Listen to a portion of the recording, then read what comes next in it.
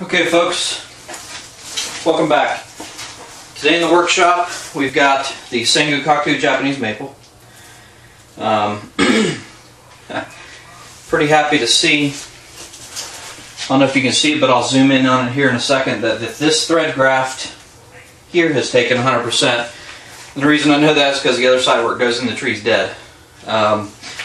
We also did another thread graft on this tree over here on this side, which is this branch right here, and it appears that it is taken as well because the outgrowing side that we actually intended to graft is larger in diameter than where it goes into the tree.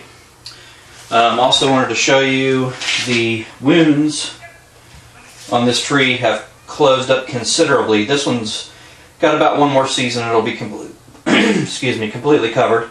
This one here as well. And this one here up here, also about one more growing season, it'll be completely covered. The one at the top, it's going to need a little bit of work, but it has calloused over quite well also. Of course you can see the dieback that, like I said in the previous video, would happen. That's why we always have to plan ahead on these Japanese maples. We cut to a node above where we want it to be, that way it'll die back to that node and then it will stay alive. Currently we've got two potential apexes up here for the tree. For some reason all the tips died off on these over here on this side. But what we're going to be focusing on today on this one is just branch selection. I'm 99.9% sure that this branch is going to go, these bottom branches here are going to go for sure. The wound over here is healing up fairly well. I don't know that I'm going to actually need to keep these over here. So this tree is going to look a lot different than what it does currently. So without further ado, I'll go ahead and zoom in real quick on this thread graft here where the dead is on the other side. Let you see that. Actually, I'm just going to pick up the camera. Bear with me, guys.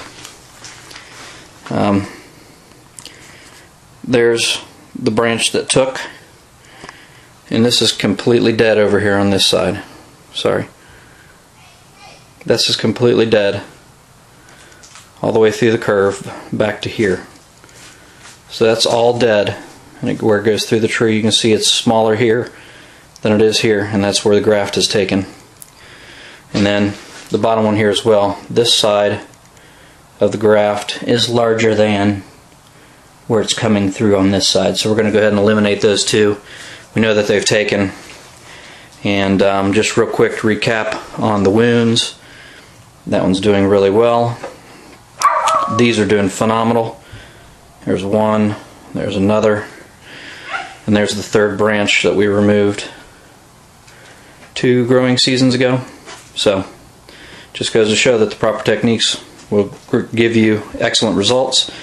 So that's where we are. Stay tuned. We're going to go ahead and get started on doing the branch trimming and branch selection. Oops, sorry guys. And we will be back shortly. Alright, that's it for this spring's cutting on this tree. It appeared to me that both of these branches had taken as far as the thread grafts had gone, so I went ahead and removed them. The thing you got to remember is these thread grafts came from branches that were down low, and the longer you let those branches grow, the more unsightly bulbous wounds that you're going to have. So I went ahead and made sure I got as much of that cleaned up as possible. Fortunately, the majority of those are in the rear of this tree, which is what you always want to strive for. So this is going to be my number 1 branch. This here will be my number 2 branch. This one here is going to be number 3. As you can see, it's a little bit larger than these two here. So it definitely goes to stand that we need to let these bottom ones grow unchecked and focus on keeping the top ones compacted. This branch right here has got some unsightly wire scarring on it. There's a dormant bud right below it, and there's a dormant bud right behind it. So this branch actually is going to end up being removed and replaced with one of these new shoots that come out of here, so I can gradually get that smaller progression. You know, you always want your largest branches at the bottom and progressively get smaller. As you get to the top, This one over here may end up with the same fate. Spin it around here real quick for you. I've got hundreds of buds in these areas up here, so I've got plenty of back branching where it will be necessary in this area of the tree. So I think we've done well so far on this tree.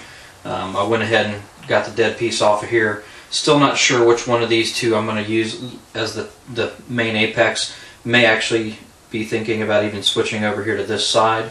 If you look the way the tree moves, it moves right. Well, let me think. As I'm standing towards you, it moves right to left or left to right as you're viewing this. And then back up. This here would be potentially, I don't know. We'll think about that as time progresses. But that's it for now on this one. We're going to let the buds break. We're going to let the new shoots where we want them come out, and then we'll revisit this tree when it's in leaf, and then we'll do our next selections. Take a look at it again on the wounds. May need to do a little bit more re-wounding these large cut sites so they'll heal over faster. So far I haven't had to do that, and they've been calcing over beautifully, so I'm going to let it go just like it is now. It may or may not. If I notice that it's not, then I will re-wound those sites so they'll continue to callus. We'll do a quick 360 on this one here and put it back out on the bench and let spring wake it up.